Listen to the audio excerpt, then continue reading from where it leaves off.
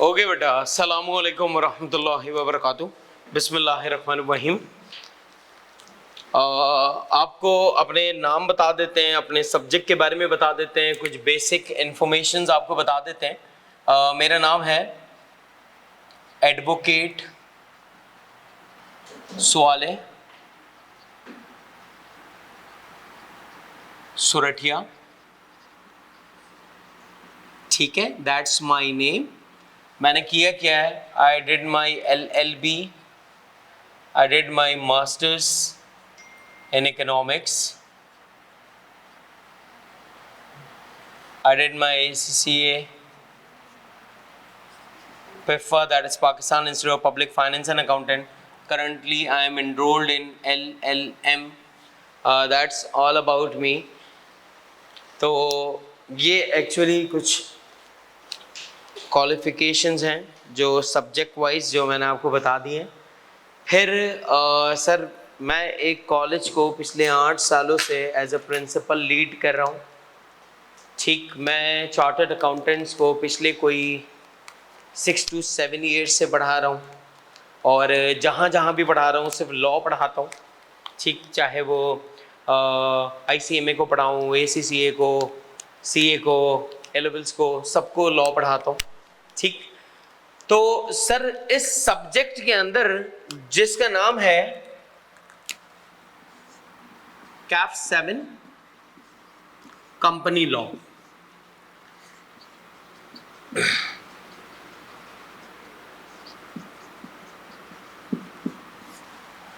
Sir CAF 4 में और CAF 7 में डिफरेंस क्या है? कितने लोग हैं? सभी CAF 4 पढ़ चुके हैं या कोई अभी करंटली CAF 4 अब CAF 4 पढ़ रही हैं? ठीक है, और बाकी सबने पेपर्स दे दिए या पास हो गए?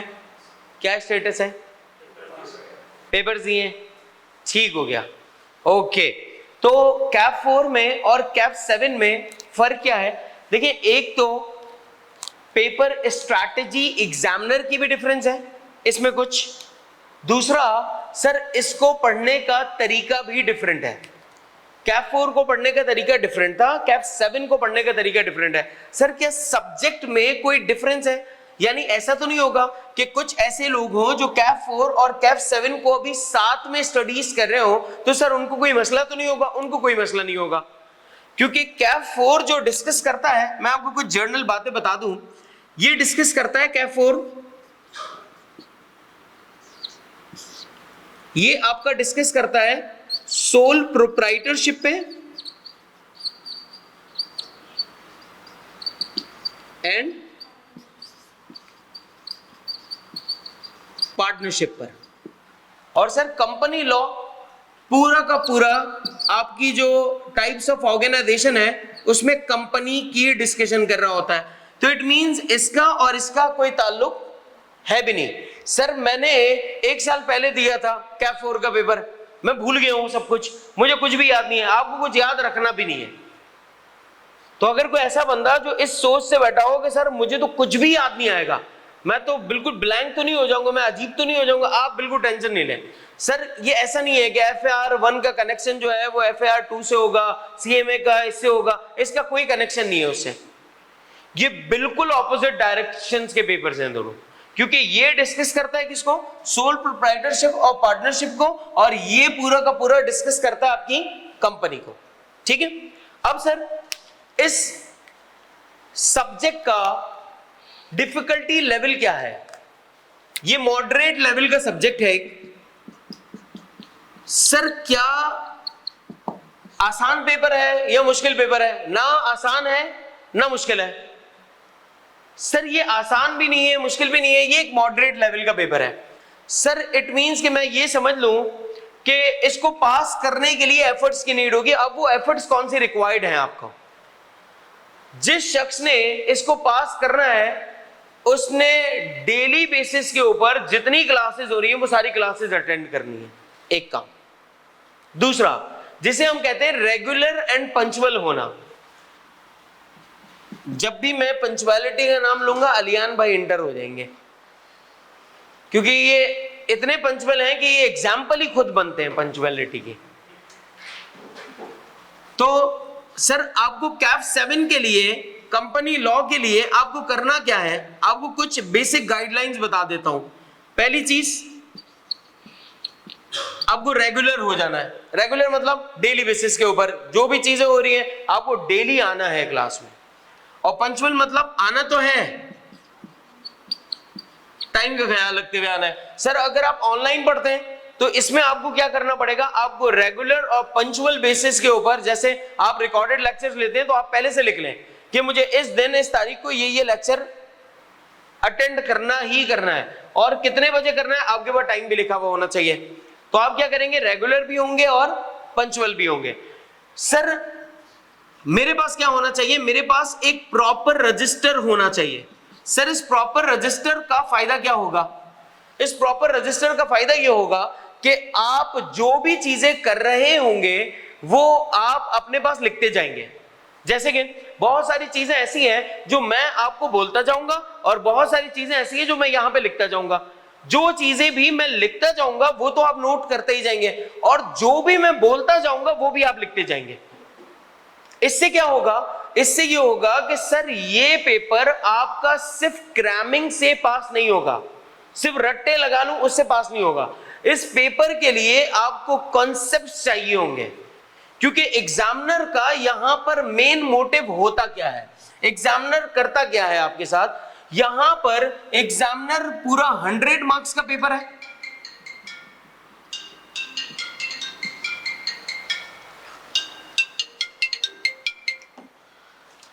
ये पूरा पेपर आपका 100 मार्क्स का है। सर इस 100 मार्क्स में से आपके 15 मार्क्स जो हैं वो हैं आपके एमसीक्यूज के। अब सर ये एमसीक्यूज के जो आपके पास जो 15 मार्क्स हैं, सर ये कितने मार्क्स का पेपर होगा, कितने मार्क्स का एक एमसीक्यूज होगा। एग्जामिनर चाहे 1 नंबर का दे, 1.5 नंबर का, 2 नंबर का, 2.5 नंबर का, ये उसकी मर्जी है। वो 15 नंबर के 15 एमसीक्यूज पूछ ले, वो आपसे 15 नंबर के 12 एमसीक्यूज पूछ ले, 10 एमसीक्यूज पूछ ले, उसकी मर्जी है। ठीक है सर, बाकी डिस्क्रिप्टिव पेपर आपका कितना बच गया, 85 मार्क्स का। इस 85 मार्क्स को अगर आप डिस्ट्रीब्यूट करें, डिवाइड कर दें, तो आपको यहां पर 2 चीजें दिख रही होंगी। सर आपको कुछ ऐसे क्वेश्चंस दिखेंगे जो बिल्कुल स्ट्रेट क्वेश्चंस होंगे, दैट इज ऑलमोस्ट 30 मार्क्स, सीधे रट्टे वाले क्वेश्चंस। और कुछ होंगे सर जो कि आपके 55 मार्क्स के कमोबेश, ये होंगे आपके case studies. Sir case study यहां पे किस तरीके की होती है, आपको याद होगा बिजनेस लॉ के अंदर भी केस स्टडीज आती थी, वो आपको डिफरेंट केसेस बना के देता था। केसेस आपको यहां पर भी देगा, लेकिन यहां के जो केसेस होंगे वो बहुत हद तक सीम्स लॉजिकल होंगे, यानी वो सिनेरियो आपको बड़ा बना के देगा, जबरदस्त किस्म का एक सिनेरियो बना के देगा, लेकिन उस सिनेरियो को समझना आपको मुश्किल तब होगी जब आपको उसके कॉन्सेप्ट्स ही नहीं पता होंगे। यानी आपको पता ही नहीं लगेगा कि यहां पे डायरेक्टर की कौन सी बात पूछ रहा है, आपको पता ही नहीं लगेगा ये यहां पे प्रोमोटर्स की कौन सी बात पूछ रहा है, आपको पता ही नहीं लगेगा ये यहां पे कौन से डॉक्यूमेंट को एग्जामिन कर रहा है, आपको पता ही नहीं लगेगा ये कौन से सर्टिफिकेट्स की बात कर रहा है। तो सर इसका मतलब कि ये केस स्टडी समझने के लिए आपको क्या करना पड़ेगा, आपको कुछ क्रैमिंग करनी पड़ेगी मेरे साथ साथ, लेकिन साथ में आपको क्या करना पड़ेगा, सर क्लासेस अटेंड करनी पड़ेगी रेगुलर। सर ये सीम्स लॉजिकल का मतलब क्या है, उस सिनेरियो को आप लिंक करते जाएंगे, उस सिनेरियो को आप क्या करते जाएंगे, लिंक करते जाएंगे, किससे, जो लॉ आप अप्लाई कर रहे होंगे उससे। यानी वहां पे क्या होता था, वहां पर सर क्वेश्चंस कैप 4 के अंदर बहुत हद तक लॉजिकल होते थे, यहां पर लॉजिकल उतना ज्यादा नहीं होगा, सीम्स लॉजिकल होगा। सर ये स्ट्रेट क्वेश्चंस ही पूछ लेना, स्ट्रेट क्वेश्चंस क्यों नहीं पूछ रहा, वो आपको सिनेरियो बना के देता है कंपनी के। अब क्यों बना के देता है, ये आपके दिमाग में सवाल आ रहा हो, बोला सीधा पूछ लेना यार, क्यों हमारा टाइम इतना बर्बाद करते हो, सीधा क्यों नहीं पूछता। क्योंकि आपको आगे जाकर CFAP 2 का पेपर देना है। CFAP 2 का जो पेपर है वो बहुत ही मुश्किल पेपर काउंट होता है। अब मुश्किल पेपर क्यों काउंट होता है? क्योंकि बच्चा जब कैफ 7 का पेपर देके निकलता था आज से पहले, तो एक आसान सा पेपर था, इजी पेपर कंसीडर किया जाता था। जब वो कैफ 7 का पेपर देके जाता था तो वो ये समझता था कि जो मैं CFAP 2 में भी जो एग्जाम दूंगा वो भी बहुत आसान होगा। तो इसी वजह से इसका डिफिकल्टी लेवल क्या कर दिया गया, ज्यादा कर दिया गया, ताकि बच्चा ये ना समझे कि यार वहां पे आसानी होगी। अब CFAP 2 में होता क्या था, जब बच्चा वहां पर जाता था तो वो समझता था यार मैंने बिजनेस लॉ पास कर लिया, मैंने कंपनी लॉ पास कर लिया, मुझे तो लॉ तो यूं हम निकाल लेते हैं, तो मैं तो वहां पे जाके भी चुटकियों में निकाल लूंगा, कोई टेंशन ही नहीं होगी। तो और सोने पे सुहागा क्या हुआ, आपको बोला ओपन बुक एग्जाम है, तुम अपने साथ बुक भी ले जाना। अब बच्चा कहता था अबे वो 2 पेपर पास किए, ये एक पेपर क्या बेचेगा, किताब भी खुली हुई मिलेगी मुझे, फिर भी फेल। बात समझ आ रही है? मतलब आपको जानबूझ के बताया मैं बहुत आसान हूं। इसी तरीके से ये भी कंपनी लॉ आपको जानबूझ के बताता है मैं आसान हूं। क्यों? क्योंकि कैफ 4 में आपके पास नंबर ऑफ चैप्टर्स कितने थे, 18। यहां पर आपके पास नंबर ऑफ चैप्टर्स हैं 12। हम कहते हैं अरे ये तो यूं हो जाएगा। मतलब कुछ चीजें आपको आसान दिखाकर उसमें डिफिकल्टी लेवल क्रिएट करता है वो। समझ आ रही है? तो इसका अंदाज डिफरेंट है आपके एग्जामिनर का। फिर तो हमें क्या पता लग रहा है कि सर ये जो है ना 55 मार्क्स ये एक्चुअल है, ये केस स्टडी अंग्रेजी की भरमार होगी, थोप के अंग्रेजी देगा आपको, और आपसे वो एक्सपेक्ट करता है कि आपको ये सारी चीजें समझ भी आ रही है, और एक ही केस स्टडी के अंदर सर 2-2, 3-3 कॉन्सेप्ट्स अप्लाई हो रहे होंगे, तो आपको फिर समझना थोड़ा सा मुश्किल हो सकती है। बात समझ आ रही है? ये एग्जामिनर का एक्चुअली एक पैटर्न है। Sir total number of chapters कितने? तकरीबन आपके 12 चैप्टर्स हैं पूरे। सर ये जो हमारे पास 12 चैप्टर्स हैं ये कब तक खत्म हो जाएंगे? ये खत्म होंगे एग्जाम से तकरीबन कोई 1 से सवा महीना पहले। 40 दिन, 50 दिन, 45 दिन का हम मार्जिन निकाल लेंगे कि 45 दिन एग्जाम से पहले आपका ये खत्म हुआ होगा इंशाल्लाह। सर हमारी मेथोडोलॉजी क्या होगी? आप किस मेथोडोलॉजी या स्ट्रेटजी के तहत पढ़ाते रहेंगे, ये सुनना बहुत इंपॉर्टेंट है। सबसे पहले हम लोग क्या करेंगे, हम लोग यहां पे करेंगे कॉन्सेप्ट्स डिस्कस, यहां मैं लिखता जाऊंगा, उसके बाद हम करते जाएंगे रीडिंग। सबसे पहले हमने सारे कॉन्सेप्ट डिस्कस किए, मैं आपको बताता जा रहा था, आप लिखते जाएंगे, बताता जाऊंगा आप लिखते जाएंगे, बोलता जाऊंगा आप लिखते जाएंगे, कुछ चीजें मैं बोर्ड पे लिखूंगा वो भी आप लिखेंगे। सर जब आपने वो कॉन्सेप्ट समझ लिए, कॉन्सेप्ट्स के बाद हम क्या करेंगे, हम उसकी रीडिंग करेंगे। कहां से रीडिंग करेंगे? सर बुक से रीडिंग करेंगे। कौन सी बुक? हमारी बुक से। सर जब हम बुक से रीडिंग कर लेंगे, रीडिंग करने के बाद सर हमारे वही कॉन्सेप्ट फिर से क्या हो रहे होंगे, डिस्कस। यानी कि मैंने आज आपको जो पढ़ाया, जाने से पहले एक रिकैप दे दूंगा उसका, फिर जब हम नेक्स्ट क्लास में आएंगे तो हम फिर से एक बार रिकैप लेंगे उसी चीज का जो हमने पढ़ा था, फिर जाते हुए फिर से रिकैप, फिर तीसरी क्लास में आएंगे तो दोनों क्लास होगा रिकैप। तो इससे क्या हो जाएगा, आपकी चीजें अलाइंड हो जाएंगी, आपको बार बार रिवाइज हो रहा होगा। सर यानी कि आपकी 90% तक मेहनत मैं इंशाल्लाह कर दूंगा, 10% मेहनत आपको खुद करनी होगी, 90% मैंने करनी है। सर आपने कॉन्सेप्ट सुन लिए, कॉन्सेप्ट सुनने के बाद लिख लिए, लिखने के बाद आपने मेरे साथ रीडिंग कर ली। अब रीडिंग कैसे करेंगे, एक किसी को भी मैंने बोल दिया, मैंने कहा भाई रीडिंग करो, आवाज से रीडिंग करेंगे, हम इनको रोकते जाएंगे, बताते जाएंगे, मुश्किल डिफिकल्ट टर्मिनोलॉजीज एक्सट्रैक्ट करते जाएंगे। वो डिफिकल्ट टर्मिनोलॉजीज आप कहीं पे लिखते जाएंगे, मुश्किल जितने भी अल्फाज होंगे वो आप कहीं पर नोट करते जाएंगे। सर वो ही वर्ड्स आप क्या करेंगे, आप एग्जाम में किसी न किसी तरीके से यूज करेंगे। डन। सर रीडिंग करने के बाद क्या पास्ट पेपर्स नहीं देखेंगे? हाँ पास्ट पेपर्स देखेंगे इंशाल्लाह। सर पास्ट पेपर्स तकरीबन पिछले कोई 10 सालों के या 12 सालों के पास्ट पेपर्स उस बुक के अंदर हैं, वो हम इंशाल्लाह देखते जाएंगे। सर किस तरह है, चैप्टर वाइज पास्ट पेपर्स होंगे उसमें। सर ये जो हमारे पास चैप्टर वाइज पास्ट पेपर्स हैं, ये तमाम चैप्टर वाइज पास्ट पेपर्स हम क्या करते जाएंगे, डिस्कस करेंगे। अब सर फिर आप क्या करेंगे, फिर आप उन सवालात को लिखेंगे और मुझे चेक करवा देंगे। आसान हो गई, ये हमारी स्ट्रैटेजी होगी। सर इससे होगा क्या, इससे आपको चीजें ऑटोमेटिकली क्लास में बैठकर ही क्या हो जाएंगी, याद हो जाएंगी। क्योंकि यहाँ पे बहुत स्टूडेंट्स हैं जो ऑलरेडी जिन्होंने मुझसे कैफ 4 पढ़ा हुआ है, तो उनको पता है यही स्ट्रैटेजी हमारी कैफ 4 में भी होती थी, यही स्ट्रैटेजी हमारी कैफ 7 में भी रहेगी इंशाल्लाह। ठीक है, अब सर कैफ 7 के सब्जेक्ट को कुछ डिस्कस करना स्टार्ट कर लेते हैं कि कैफ 7 का सब्जेक्ट में क्या क्या बातें होंगी। अपने रजिस्टर्स निकालो, शाबाश, शक्लें थोड़ी देखेंगे मेरी, शाबाश।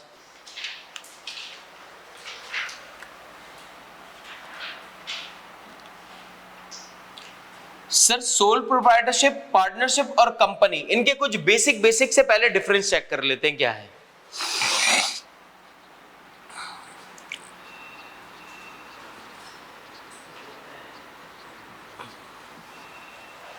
सर सोल प्रोप्राइटरशिप, यहां पर नंबर ऑफ ऑनर्स कितने होते हैं, एक। सोल प्रोप्राइटरशिप में नंबर ऑफ ऑनर कितने होते हैं, एक ऑनर होता है।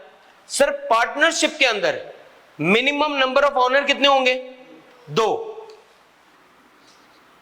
और ज्यादा से ज्यादा कितने होंगे, 20। ठीक है, फिर सर कंपनी के अंदर जो ऑनर है वो कितने होंगे, सर यहां पर मिनिमम एक भी हो सकता है। कितने हो सकते हैं, एक भी। अब आप कहेंगे कि सर क्या एक बंदा कंपनी रजिस्टर्ड करवा सकता है, बिल्कुल करवा सकता है। जो एक बंदा कंपनी रजिस्टर्ड करवाता है उस कंपनी को हम कहते हैं एसएमसी। क्या कहते हैं, इसे हम कहते हैं single member company private limited, SMC private limited कहते हैं ऐसी कंपनी को, लिखते जाइएगा। यहां पर ऑनर कितने होते हैं, सोल प्रोप्राइटरशिप में एक ऑनर होता है। पार्टनरशिप में हमारे पास मिनिमम नंबर ऑफ ऑनर्स कितने होते हैं, 2, और मैक्सिमम कितने होते हैं, 20। सर कंपनी कम से कम कितने मेंबर से स्टार्ट हो सकती है, एक मेंबर से। और सर ज्यादा से ज्यादा इसकी कोई लिमिट नहीं है, ये अनलिमिटेड मेंबर्स हो सकते हैं। ठीक है, सर यहां पर जो ऑनर है वो किस नाम से जाना जाता है, वो जाना जाता है सोल प्रोप्राइटर के नाम से।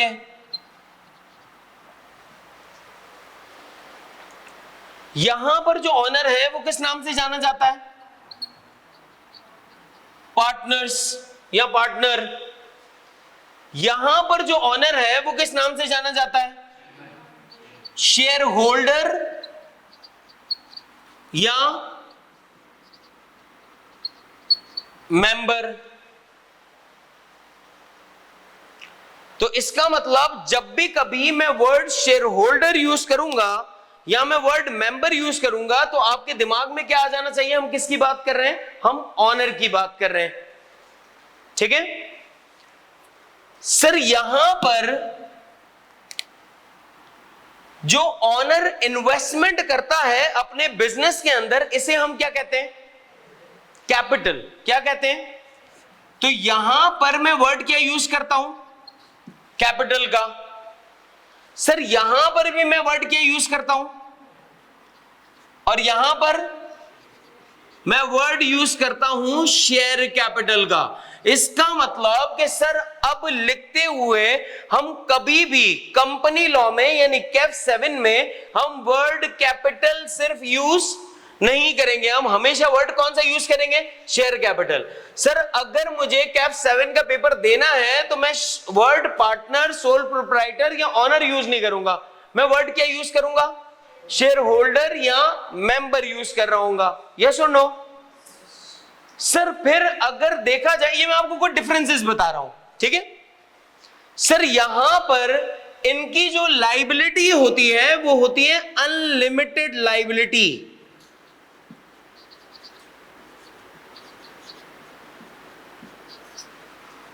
यहां पर भी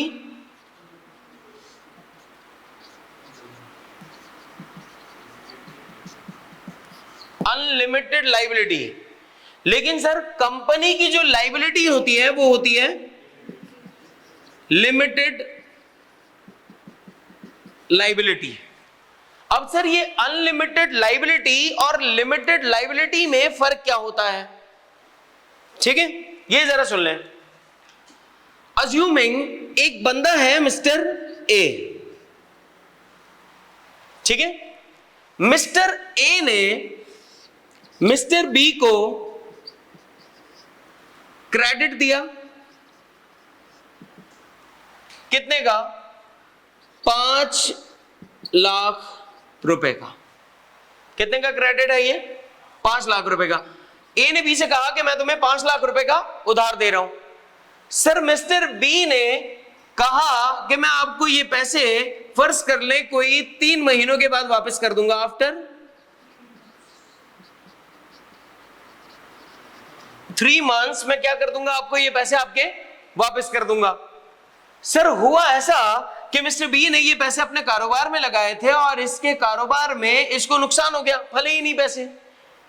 सर इस बंदे को कारोबार में जब नुकसान हुआ तो इसके पास रह कितने गए? 2 लाख रुपए। क्या सर ये 2 लाख रुपए इसको वापस कर सकता है? ये कहे यार 2 लाख रुपए बचे हुए, 2 लाख रुपए ले लो। क्या मिस्टर ए एक्सेप्ट करेगा? मिस्टर ए एक्सेप्ट नहीं करेगा। तो मिस्टर ए क्या कहेगा? मिस्टर ए कहेगा कि ये 2 लाख रुपए तो आप मुझे दे रहे हैं, लेकिन मेरे जो रिमेनिंग 3 लाख रुपीस हैं वो दो। तो ये क्या कहेगा कि वो तो मुझे नुकसान हो गया, वो तो मेरे पास नहीं है। तो मिस्टर ए इस 3 लाख रुपए के लिए इसकी पर्सनल प्रॉपर्टीज क्या कर सकता है? फोरफीट कर सकता है। पर्सनल प्रॉपर्टी क्या कर सकता है? फोरफीट। फोरफीट का क्या मतलब है? सर जब्त कर लेना। कौन कर लेगा ये personal properties forfeit? Mister A कर लेगा मिस्टर बी की। इसका मतलब कि सर मिस्टर बी की जो लाइबिलिटी है वो लाइबिलिटी क्या है? अनलिमिटेड। यानी अनलिमिटेड लाइबिलिटी में जितना आपने उधार लिया है, अगर वो आप पे ना कर सके तो आपको क्या करना पड़ेगा? अपनी पर्सनल प्रॉपर्टीज भी देनी पड़ जाएंगी। यानी कि अगर आपके बिजनेस के एसेट्स, क्या बोला मैंने? अगर आपके बिजनेस के एसेट्स इनसफिशिएंट होंगे, क्या होंगे आपके? अगर आपके बिजनेस के एसेट्स इनसफिशिएंट होंगे, किस लिए? अपने डेट्स को पे ऑफ करने के लिए। तो फिर कहां से वो पैसे रिकवर किए जाएंगे? आपकी पर्सनल प्रॉपर्टीज को फोरफीट करके वो पैसे आपसे लिए जा सकते हैं। बात समझ आ गई? लिखे अपने पास। ये अनलिमिटेड लायबिलिटी का कॉन्सेप्ट है। फिर लिमिटेड के बारे में बताऊंगा।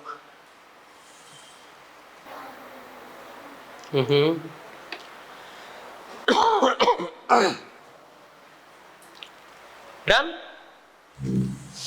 अब यहां पे देखिएगा, अनलिमिटेड लायबिलिटी का मतलब क्या है कि अगर आपके बिजनेस के एसेट्स इनसफिशिएंट हुए, किस लिए? अपने डेट्स को पूरा करने के लिए, तो आपकी पर्सनल प्रॉपर्टीज को क्या कर लिया जाता है? फोरफीट कर लिया जाता है। तो सर लिमिटेड लायबिलिटी का मतलब क्या है? लिमिटेड लायबिलिटी का मतलब है कि सर जितने पैसे आपके पास बाकी हैं उतने ही पैसे हम क्या करेंगे? हम आपसे लेंगे। उससे ज्यादा पैसों के लिए हम आपकी पर्सनल प्रॉपर्टीज को फोरफीट नहीं कर सकते हैं। आ रही है बात समझ? यानी कि अनलिमिटेड लायबिलिटी और लिमिटेड लायबिलिटी में फर्क क्या है कि सर हम आपके बिजनेस के एसेट से ही पैसे क्या कर सकते हैं? रिकवर कर सकते हैं, और आपकी पर्सनल प्रॉपर्टी से पैसे रिकवर नहीं कर सकते। ये फर्क है, लिख लें। तो यहां पे लायबिलिटी क्या है? यहां पर लायबिलिटी लिमिटेड लायबिलिटी है।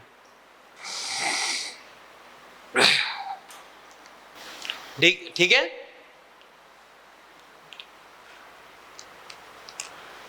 सर यहां पर अगर आप सोल प्रोप्राइटरशिप में एक चीज देखें, तो यहां जो कुछ बिजनेस का है वो ऑनर का है। यस और नो? भाई एक ही बंदा है और बिजनेस है। जो कुछ बिजनेस का वो उस ऑनर का। यानी फर्ज करें मेरी एक छोटी सी मैंने दुकान खोल के रखी हुई है, अब उसके जितने भी प्रॉफिट्स हैं उस दुकान के, वो प्रॉफिट्स किसके हैं? मेरे। उसके जितने भी लॉसेस हैं वो लॉसेस किसके हैं? मेरे। उसकी जितनी लाइबिलिटी वो मेरी। यानी बिजनेस के जितने भी दुख वो किसके हैं? बिजनेस के। जितने भी सुख बिजनेस के, जितनी सब कुछ बिजनेस का। यानी मेरा और बिजनेस का कुछ भी अलग, हम दोनों वन यूनिट कंसीडर कर रहे होते हैं, ऐसा ही है, हाँ या ना? बिजनेस को और मुझे हम क्या कंसीडर कर रहे होते हैं? One unit. सर यही चीज हम सोल प्रोप्राइटरशिप में भी और पार्टनरशिप में भी कंसीडर करते हैं कि ये दोनों कौन है? ये दोनों एक हैं। ये दोनों कौन है? एक। लेकिन सर जब हम कंपनी की बात करते हैं तो कंपनी के अंदर एक कॉन्सेप्ट आता है, उसे हम कहते हैं separate legal entity concept.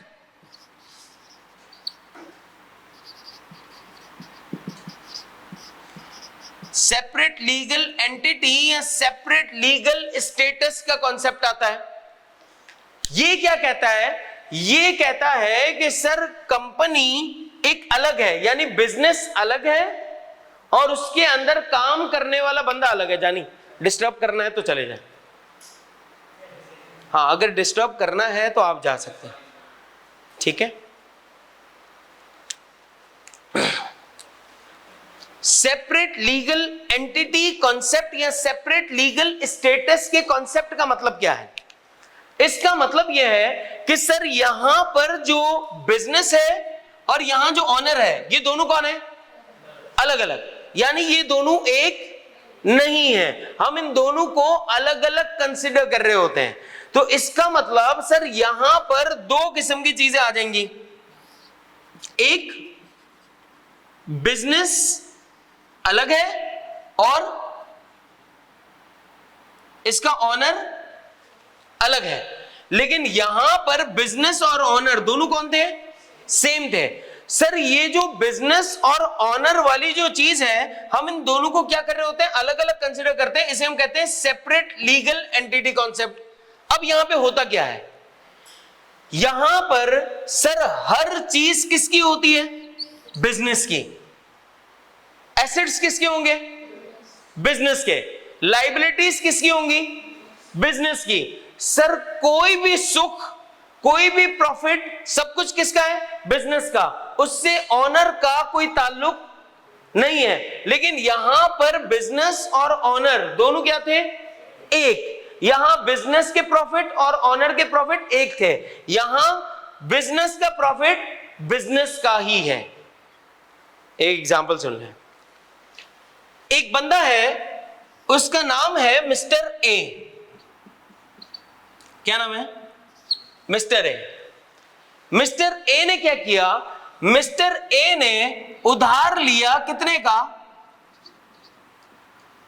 5 lakh रुपए का। किससे लिया है? मिस्टर बी से। सर मिस्टर बी के पास पैसे रह कितने गए थे? 2 लाख रुपए। सर क्या मिस्टर बी की 3 लाख रुपए के लिए पर्सनल प्रॉपर्टीज को फोरफिट किया जा सकता था? हाँ या ना? किया जा सकता था, यस और नो? इस कॉन्सेप्ट के हिसाब से। अब अगर मैं आपसे ये कह दूं कि सर मिस्टर ए ने क्या किया? मिस्टर ए ने कहा कि मैं अपने नाम से अब एक कंपनी खोल रहा हूं। पहले तो ये एज एन इंडिविजुअल काम कर रहा था, अब इसने क्या कहा? अब मैं अपने नाम से एक कंपनी स्टार्ट करता हूं। इसने कंपनी स्टार्ट की, उसका नाम रख दिया ए लिमिटेड। क्या नाम रखा इसका? ए लिमिटेड। सर इस लिमिटेड वर्ड से क्या शो हो रहा है कि ये एक कंपनी है? लिमिटेड वर्ड से क्या शो हो रहा है कि ये कौन है? ये एक कंपनी है। तो इसने एक कंपनी स्टार्ट की, उसका नाम क्या रखा? ए लिमिटेड। अब इस ए लिमिटेड ने बी से लिए 5 लाख रुपए। कितने पैसे लिए? ए ने बी से 5 लाख रुपए लिए, ठीक है? सॉरी, हाँ, ए ने ए कंपनी ने बी से कितने पैसे लिए? अभी पैसे किसने लिए थे? बी ने, है ना? हाँ, बी ने पैसे लिए थे ना, तो हम इसी को कंपनी बना देते ना, बी कंपनी। मिस्टर ए ने बी लिमिटेड को, ताकि आपको समझ आ जाए, बी लिमिटेड को 5 लाख रुपए दिए उधार। मिस्टर ए ने बी लिमिटेड को, जो कि अब कंपनी बन गई, उसको दिए 5 लाख रुपए उधार। सर बी लिमिटेड ने जब काम करना स्टार्ट किया तो इसके पास कितने पैसे बच गए? 2 लाख रुपए। सर रिमेनिंग पैसे कितने थे? 3 लाख रुपए। सर क्या 3 लाख रुपए के लिए अब कंपनी के पास तो पैसे नहीं है, बिजनेस में अब 3 लाख रुपए मजीद नहीं है, तो सर क्या मिस्टर ए मिस्टर बी से जाकर वो 3 लाख रुपए ले सकता है? नहीं ले सकता। सर क्यों नहीं ले सकता? क्योंकि सर अब मिस्टर बी अलग है और बी लिमिटेड एक अलग है। तो इसी वजह से लोग क्या करते हैं, इसी वजह से लोग कंपनी स्टार्ट करते हैं कि सर कंपनी के दुख कंपनी के होंगे, कंपनी के दुख मेरे पर्सनल दुख नहीं होंगे। यानी कोई भी बंदा मेरे दरवाजे पे आके नॉक करके मेरी प्रॉपर्टियां उठा के नहीं लेके जा सकता। बात समझ आ रही है? क्योंकि जो भी डुबोया वो किसने डुबोया है? बी लिमिटेड ने। मिस्टर बी का कोई ताल्लुक नहीं है। आ रही है बात समझ? लिखें अपने पास। सर अगर कोई एक बंदा है वो अपने आप को एज अ कंपनी बना सकता है, बिल्कुल बना रहा है। मिस्टर बी ने अपने आप को क्या कर दिया? एक बी लिमिटेड में कन्वर्ट कर, सोल प्रोप्राइटरशिप चल रही है, क्या वो कंपनी बना सकता है? हाँ बिल्कुल बना सकता है, बिल्कुल बना सकता है, कन्वर्ट कर ले। सोल प्रोप्राइटरशिप की वैसे भी कोई सेपरेट लीगल पर्सनालिटी है ही नहीं। सोल प्रोप्राइटरशिप की वैसे भी कोई सेपरेट लीगल पर्सनालिटी नहीं है। जो कुछ बिजनेस का है वो किसका है? ऑनर का। ठीक है, तो जब आपने बी लिमिटेड बना ली, अब सारा का सारा दुख, सारा का सारा सुख हैंडल कौन करेगा? बी लिमिटेड करेगा। यस और नो?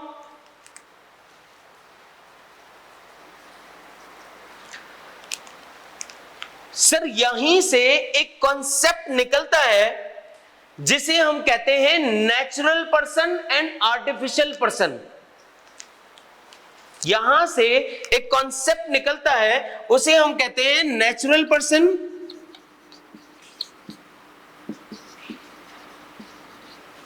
एंड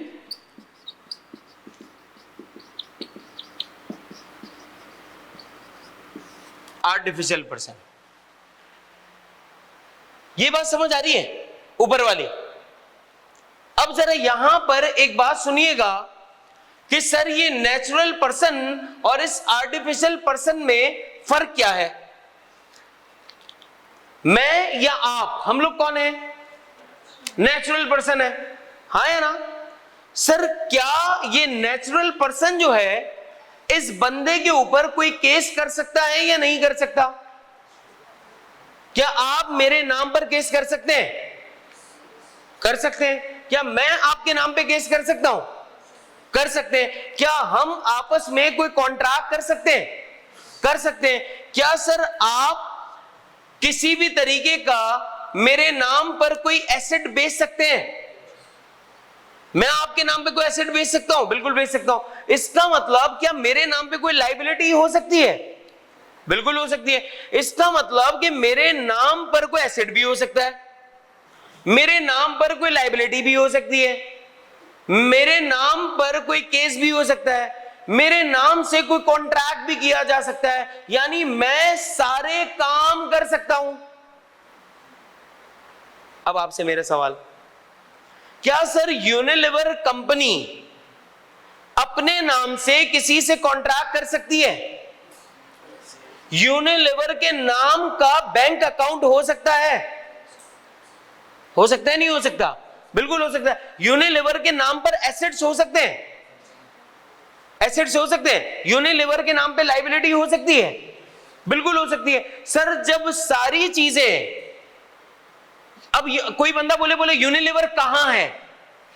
बोले जाके देख लो, फर्ज करो शारा फैसल पे, अब आप बोलोगे भाई ये तो है, मुझे देखना है यूनिलीवर कौन सी कुर्सी पे बैठता है, मैं यूनिलीवर को देखना चाहता हूं। तो हम क्या बोलेंगे, यूनिलीवर हमारी तरह जीता जागता इंसान नहीं है, एक आर्टिफिशियल पर्सन है। तो सर इसको आपने पर्सन का नाम क्यों दिया? भाई इसको आपने एक इंसान का नाम क्यों दिया? क्योंकि जो काम एक इंसान कर रहा है वही काम ये कंपनी कर रही है। तो हमने कहा जब तू भी ये काम करता है, तू भी ये काम करता है, तो दोनों में फर्क क्या? बोला सांस लेने का। बात समझ आ रही है? तो हमने दोनों को बोल दिया, बोला तुम दोनों एक ही किस्म के बंदे हो। बोला हाँ हम दोनों एक ही किस्म के बंदे हैं। बोला तुझ पे कैसे हो सकता है? बोला हो सकता है। बोला तुझ पे क्या? बोला मुझ पे भी हो सकता है। बोला जो तुझ पे हो सकता है वही तुझ पे हो सकता है। तू एसेट खरीद सकता है, ये एसेट खरीद सकता है। तो हमने क्या नाम दे दिया? हमने बोला तू नेचुरल पर्सन है, और तू भी जब ये सारे काम कर सकता है तो तू कौन है? तू मेरे भाई आर्टिफिशियल पर्सन है। तो हमने क्या कर दिया, एक नेचुरल पर्सन ने एक अलग से एंटिटी बना दी जिसको उसने नाम दे दिया एक आर्टिफिशियल पर्सन का, ताकि सारी मेरी तबाही किसके ऊपर आ जाए? इस आर्टिफिशियल पर्सन के ऊपर। बोझ सारे कौन उठा लेगा? ये उठा लेगा। सारी चीजें किससे होंगी? इससे होंगी। यानी कि अब अगर मिस्टर ए को, समझिएगा बहुत इंपॉर्टेंट कॉन्सेप्ट दे रहा हूं, अगर मिस्टर ए को केस करना है तो वो केस किस पे करेगा? बी पे या मिस्टर बी पे? बी लिमिटेड पे। किस पे करेगा? बी लिमिटेड पे। इसका मतलब कि क्योंकि सर उधार लिया किसने था, तो वापस भी कौन करेगा? भाई पैसे मैं लूंगा तो वापस मैं करूंगा। मेरे भाई का क्या ताल्लुक आपसे? हाँ या ना? भैया एसेट मैंने बेचा है तो कलेक्शन भी मैं करूंगा, यानी दूसरे किसी का कोई ताल्लुक नहीं। जिसने उधार लिया वही वापस करेगा, जिसने एसेट लिया वही पैसे देगा। तो सारी चीजें डीलिंग किसकी हो रही है? ए की और कंपनी की। किसकी हो रही है? कंपनी की। तो ये कंपनी कौन है? ये कंपनी आपकी आर्टिफिशियल पर्सन है। बात समझ आ रही है? अब आपसे मेरा एक सवाल, लिख रहे हैं? पहले ये लिख लें, फिर मैं आपसे एक सवाल पूछता हूं। तो नेचुरल पर्सन में और आर्टिफिशियल पर्सन में फर्क है। ये आर्टिफिशियल पर्सन हमने खुद बनाया है। क्यों बनाया? क्योंकि सर नेचुरल पर्सन जो हरकतें करता है, आर्टिफिशियल पर्सन भी वही हरकतें करता है। क्या पार्टनरशिप के अंदर नेचुरल और आर्टिफिशियल कोई है ही नहीं अलग अलग, ये सब एक ही है। बिजनेस और ऑनर ये एक ही है, ये एक ही है, इसकी कोई अलग एंटिटी है ही नहीं। पार्टनरशिप की कोई सेपरेट लीगल एंटिटी नहीं है। सोल प्रोप्राइटरशिप को हम कोई सेपरेट लीगल एंटिटी काउंट ही नहीं करते। बात समझ आ रही है? इसको हम कुछ बोलते ही नहीं है। जैसे कि अगर आप सोल प्रोप्राइटरशिप देखो, एसपी, आपके बिजनेस को प्रॉफिट हुआ कितने का? 1 लाख रुपए का। वो 1 लाख का प्रॉफिट किसका? आपका। पार्टनरशिप को 1 लाख का प्रॉफिट हुआ, पार्टनर्स हैं 2, कितना कितना? 50-50। मेरा आपसे सवाल, पार्टनरशिप का क्या? हाँ बोलोगे कुछ भी नहीं। ऑनर लाख रुपए लेके चला गया, सोल प्रोप्राइटरशिप का क्या? कुछ भी नहीं। यहां पर अगर कंपनी को प्रॉफिट हुआ ना, तो कंपनी के प्रॉफिट की डिस्ट्रीब्यूशन कैसे होगी ये कंपनी ऑर्डिनेंस आपको बताएगा। ऑनर, सर मैंने स्टार्ट की कंपनी, तू अपनी मर्जी से अब कुछ भी नहीं कर सकता। आ रही है बात समझ? तूने कंपनी स्टार्ट जरूर की है, लेकिन कंपनी के अंदर शेयर होल्डर्स भी हैं, कंपनी के अंदर क्रेडिटर्स भी हैं, कंपनी के अंदर पूरा कंपनी का ऑर्डिनेंस भी है। तो कंपनी के ऑर्डिनेंस के तहत अब चीजें हो रही होंगी। आ रही है बात समझ? इनके लिए कोई एज कोई ऑर्डिनेंस एज बना हुआ ही नहीं है। इनके अंदर तो कॉन्ट्रैक्ट और इस तरह की चीजें बनी हुई है कि कॉन्ट्रैक्ट कैसे करना है, ये कैसे करना है, किसी ने पैसे खा लिए तो डैमेजेस कैसे लेने। बात समझ आ रही है? इस कंपनी के ऊपर एक अलग से पूरा ऑर्डिनेंस है। इसी वजह से आपके सीए के अंदर आप देखें तो कंपनी लॉ 2 बार है, सिर्फ कंपनी लॉ 2 बार है का पेपर, एक कैफ में एक सीफैप में, सिर्फ कंपनी लॉ। इसका मतलब आप समझें लॉ की इंपॉर्टेंस कितनी ज्यादा है। और अगर पूरे सीए की जर्नी में देखें तो 3 बार है लॉ का पेपर और अकाउंटिंग का पेपर 4 बार। तो एक चार्टर्ड अकाउंटेंट को 4 बार अकाउंटिंग पढ़ाई जा रही है और 3 बार लॉ पढ़ाया जा रहा है। इंपॉर्टेंस लेवल समझ रहे हैं इसका? तो इसका मतलब जिस लॉ को हम बिल्कुल फारिग समझते थे, हम बोलते थे अबे हमारे किस काम का।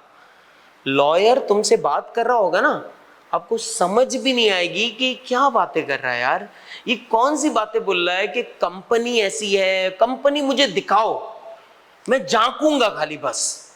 भाई कंपनी एक्चुअली एक आर्टिफिशियल है। इसको हमने नाम क्यों दिया? क्योंकि वो हमारी तरीके से चीजें कर सकती है, इस वजह से हमने इसको एक कंपनी नाम दिया है। तो बात समझ आ रही है कि सोल प्रोप्राइटरशिप और पार्टनरशिप इनकी एक्चुअली कोई लीगल एग्जिस्टेंस नहीं है, लीगल कोई एग्जिस्टेंस नहीं है, लेकिन कंपनी की एक प्रॉपर लीगल एग्जिस्टेंस होती है। बात समझ रहे हो या नहीं समझ रहे? लिखो इसको, अपने पास लिख लेना। तो सर हमारे पास एक बंदा है जिसे हम कहते हैं नेचुरल पर्सन और एक बंदा है जिसे हम कहते हैं आर्टिफिशियल पर्सन। अब मेरा आपसे एक सवाल, मुझे ये बताएं सर, बी लिमिटेड के बिहाफ पर, क्या बोला? बिहाफ पर मिस्टर बी ने एक एसेट खरीदा है। किसके बिहाफ पे? किसने खरीदा? मिस्टर बी ने। क्या मिस्टर बी अपनी मर्जी से उसको बेच सकता है? नहीं, क्योंकि उसने खरीदा किसके बिहाफ पे था, तो बेचेगा भी किसके बिहाफ पर? बी लिमिटेड पे। किसकी परमिशन से? बी लिमिटेड की परमिशन से बेचेगा।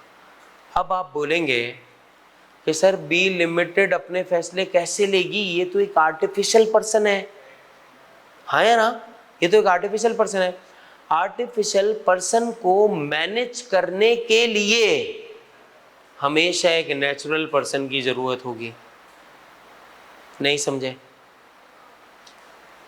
सर फर्ज करो ये मार्कर है, ये नेचुरल है आर्टिफिशियल है, इसको चलने के लिए किसकी जरूरत है? ये कंपनी है, क्या ये कंपनी खुद से चलेगी? इसको चलाएगा कौन? Natural person. तो इसी तरीके से कंपनी को चलाने के लिए जरूरत किसकी पड़ेगी? डायरेक्टर्स की। किसकी जरूरत पड़ेगी? डायरेक्टर्स की। यानी डायरेक्टर्स कौन होंगे? डायरेक्टर्स इस कंपनी के अंदर के एम्प्लॉइज होंगे। डायरेक्टर्स कौन होंगे? इस कंपनी के अंदर के एम्प्लॉइज होंगे और वो ही कंपनी के शेयर होल्डर्स भी होंगे, यानी वो ही कंपनी के ओनर्स भी होंगे और वो ही कंपनी के डायरेक्टर्स भी होंगे। सर तो डायरेक्टर का शेयर होल्डर होना जरूरी है? हाँ, हाँ, एक्सेप्शन अलग है। अभी के लिए, अभी तो हमारा ऐसा ही चल रहा है, ग्लिम्सेस चल रही है ना। अब कभी अपन ट्रेन में बैठे हो, ट्रेन में जब अपन नहीं बैठे, बस में स्पीड वाली, जब आप बैठते हैं तो आपको क्या दिख रहा होता है? हरियाली दिख रही है तो यूं कोई गंजा दिख रहा है, तो कोई ये दिख रहा है, तो कोई अजीब बिल्कुल स्पीड में दिख रही होती है ना। तो आप ये थोड़ी देखते हो नहीं गंजे के 8-10 बाल थे, स्पीड में आपको नहीं दिखेगा। तो अभी मैं आपको क्या दिखा रहा हूं? सिर्फ ग्लिम्सेस, एक ताकि आपको आइडिया हो जाए कि चल क्या रहा है आपकी जिंदगी के अंदर। अब जरा समझिएगा बात। तो सर इसका मतलब अगर मैं क्या बता रहा था आपको, डायरेक्टर्स जो हैं वो कौन है? शेयर होल्डर्स भी होते हैं। सर डायरेक्टर्स ऑनर क्यों होते हैं? क्योंकि जो फैसला ऑनर ले सकता है वो कोई एम्प्लॉय नहीं ले सकता। समझिएगा जरा बात। आपने एक दुकान खोल ली है, अब उस दुकान पे अगर आपका अपना पैसा ना लगा हुआ और आप वहां पे काम करते हो, आपका इंटरेस्ट होगा नहीं होगा? आपका पर्सनल कोई इंटरेस्ट नहीं होगा। आपकी छुट्टी अगर बता दी गई ना 5 बजे होगी, तो 4:45 बजे आप तैयारियां करना स्टार्ट कर दोगे, बोला चल निकल, हाँ या ना? और अगर वो ही बिजनेस जिसमें आपका पैसा लगा हुआ होगा ना, और आपको पता है 5 बजे सब बंद कर देते, तो आप बोलते हैं सब जहन्नुम में जाएंगे, तो क्या मैं भी जाऊंगा? जब तू जॉब कर रहा था तब नहीं अंदाजा हो रहा था, लेकिन जब तेरा अपना पैसा लगा हुआ है तो अंदाजा हो रहा है कि सब जहन्नुम में जाएंगे, तो तू जहन्नुम में नहीं जाएगा, तू 12 बजे तक खुला रखेगा बिजनेस। बात समझ आ रही है? तो इसी तरह सर यहां पर क्या होगा, जो मैं डायरेक्टर होगा उसका जब अपना पैसा भी लगा हुआ होगा ना, तो उसका डिसीजन और इफेक्टिव और प्रोडक्टिव हो जाएगा। तो इसी वजह से सर कंपनी को मैनेज करने के लिए, यानी आर्टिफिशियल पर्सन को चलाने के लिए हम किसको रखते हैं? एक नेचुरल पर्सन को। और वो नेचुरल पर्सन कौन होते हैं? वो नेचुरल पर्सन आपके डायरेक्टर्स होते हैं। वो डायरेक्टर्स कंपनी के एम्प्लॉइज भी होते हैं और कंपनी के शेयर होल्डर्स भी होते हैं। लिख लें अपने पास।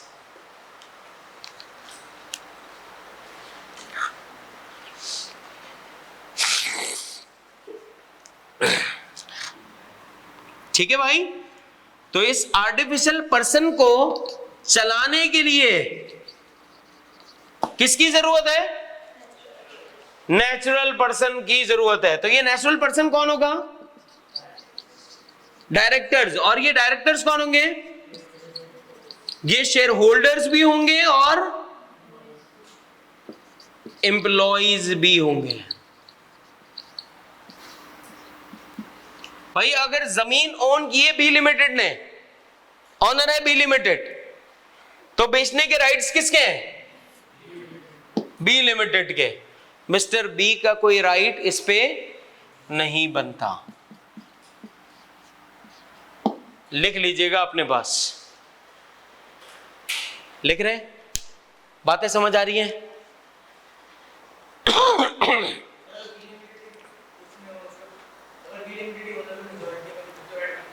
क्या? अरे अभी कंपनी ऑर्डिनेंस नहीं पता ना यार, अभी तो खाली ये तो पता लगे कि दो लोग अलग अलग हैं, खाली ये बता रहा हूं पहले तो, फिर पता लगेगा ना कि अब इसके क्या राइट हैं, उसकी क्या ड्यूटीज हैं, डायरेक्टर्स के क्या काम होते हैं, इनके कैसे अपॉइंटमेंट होते हैं, फिर डायरेक्टर्स में एग्जीक्यूटिव कौन होता है, नॉन एग्जीक्यूटिव कौन होता है, इंडिपेंडेंट कौन होता है, सीईओ कौन होता है, चेयरमैन कौन होता है। अभी तो जिंदगी की किताब खुली ही नहीं है, खुलेगी तो पता लगेगा ना। अभी तो सिर्फ इतना आपको पता लगा है कि सर यहां पर नेचुरल पर्सन और आर्टिफिशियल पर्सन ये दो अलग अलग लोग हैं।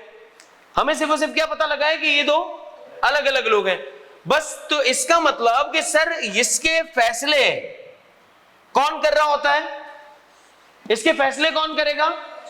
एक नेचुरल पर्सन करेगा। इसका फैसला हमेशा कौन कर रहा होगा? एक नेचुरल पर्सन कर रहा होगा। बात समझ आ रही है इतनी या नहीं आ रही? हाँ या ना? देखें जरा, कोई सवाल पूछना चाहते हैं इस बारे में?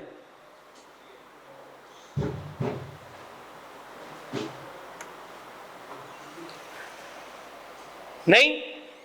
सर ये जमीन किसके पैसों से खरीदी हुई है? शेयर होल्डर्स के। भाई शेयर होल्डर ने शेयर्स खरीदे होंगे और आपको पैसे दिए होंगे, किसके पैसों से खरीदी हुई है? शेयर होल्डर के। क्या शेयर होल्डर उस जमीन के वारिस हैं? नहीं। जमीन है किसकी? जमीन है किसकी? बी लिमिटेड की। इसका मतलब चलेगी भी किसकी? बी लिमिटेड की। यस और नो? इसी तरह सर एक कंपनी ने प्रिंटर खरीदा, अलियान शेयर होल्डर है, अलियान के पैसों से कंपनी ने प्रिंटर खरीदा। जब कंपनी ने अलियान के पैसों से प्रिंटर खरीदा है, तो क्या सर अलियान के पैसों पर कंपनी उसको बेच सकती है या नहीं बेच सकती? कंपनी बेच सकती है, लेकिन अलियान आके प्रिंटर उठा के नहीं लेके जा सकता, क्योंकि ये कंपनी की पॉलिसी थी कि हमें इस पैसे से प्रिंटर खरीदना है, फर्ज कर लो, हमें अपने ऑपरेशंस को ठीक करना है, हमें बिजनेस की ग्रोथ करनी है। बातें समझ आ गई हैं? कोई मसला है इसमें? जल्दी से एक नजर देखें, कोई सवाल पूछना हो तो पूछ लें। समझ आया? डन? अच्छा जी, माशाल्लाह, you are all in a dream qualification.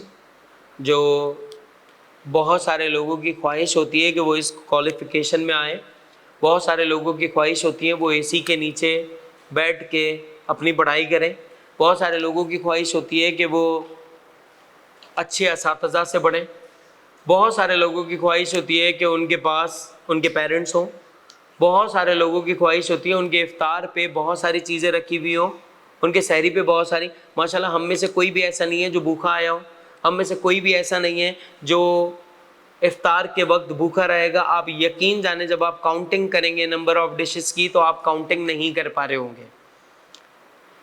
आप अगर अपनी नेमतों का शुक्र अदा करने की कोशिश करेंगे तो शायद आपको नेमतें याद भी ना आ रही हो कि कितने आप ब्लेस्ड हैं। अगर सिर्फ आपका हाजमा खराब हो जाए जिस दिन, उस दिन आपको पता लग जाता है। आपको कोई एक छोटा सा दाना हो जाए उस दिन आपको पता लग जाता है कि यार हम कितने ब्लेस्ड थे। जब तक कोई तकलीफ नहीं थी हमें लग रहा था सब कुछ कोई नेमत ही नहीं है, हर चीज नेमत है। आप यहाँ पे बैठे हैं, आप कैफ 7 तक पहुंच गए हैं, आपने कैफ 7 का इंशाल्लाह पास भी कर लेंगे, आप इंशाल्लाह सीए क्वालिफाई भी कर लेंगे। लेकिन एक चीज याद रखनी पड़ेगी आपको कि आपकी नेमतें जब तक अनलॉक नहीं होती जब तक आप अपनी पुरानी नेमतों का शुक्र अदा ना कर लें। अगर आपने अपनी पुरानी नेमतों का अब तक शुक्र अदा नहीं किया कि सर या अल्लाह आपको शुक्र है मैंने पीआरसी क्वालिफाई कर लिया है, या अल्लाह आपको शुक्र है मैंने कैफ क्वालिफाई कर लिया है, या मैंने कैफ के पेपर्स दे दिए, अनटिल एंड अनलेस आप जब तक प्रीवियस नेमतों का शुक्र अदा नहीं करेंगे आपकी अगली नई नेमतें अनलॉक नहीं हो सकती। तो अगर आप चाहते हैं कि आपकी अगली नई नेमतें अनलॉक्ड हों और आप ब्लेस्ड भी हैं, और ये बात आपको भी पता है, माशाल्लाह बैठ सकते हैं, कोई तकलीफ भी नहीं है, कुछ भी नहीं है, तो इसका मतलब why not giving thanks to Allah पाक after the end of every class. तो से अल्हम्दुलिल्लाह, से अगेन अल्हम्दुलिल्लाह, स्टे ब्लेस्ड, अपना ख्याल रखिएगा। इंशाअल्लाह ताला हमारी आपसे कल मुलाकात होगी। टिल देन अस्सलामु अलैकुम व रहमतुल्लाहि व बरकातहू। सर बोर्ड की पिक्चर सेंड कर दीजिएगा। 1 मिनट जी, कर देता हूँ।